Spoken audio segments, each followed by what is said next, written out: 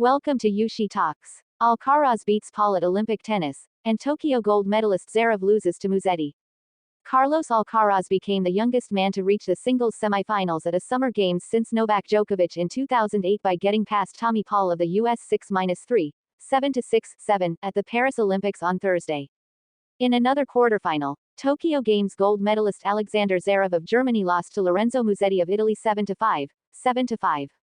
Alcaraz is a 21-year-old Spaniard who is just a few days older than Djokovic was when he took home a bronze for Serbia 16 years ago in Beijing. This is only the latest in a series of youngest since, or youngest ever, achievements for Alcaraz, who is coming off titles at the French Open, which is held at Roland Garros, the same facility being used for the 2024 Paris Games, in June, and at Wimbledon in July. Those trophies raised his Grand Slam trophy count to 4.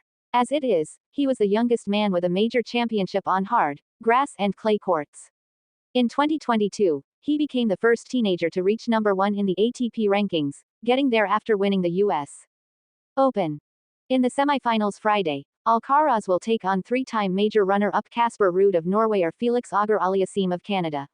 Their quarterfinal was later Thursday, as was the one between the 37-year-old Djokovic and Stefanos Tsitsipas of Greece.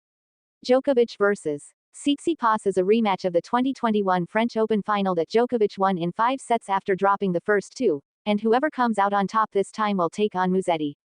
Alcaraz and Paul, whose best showing at a major was a semifinal run at the 2023 Australian Open, are developing a bit of a rivalry.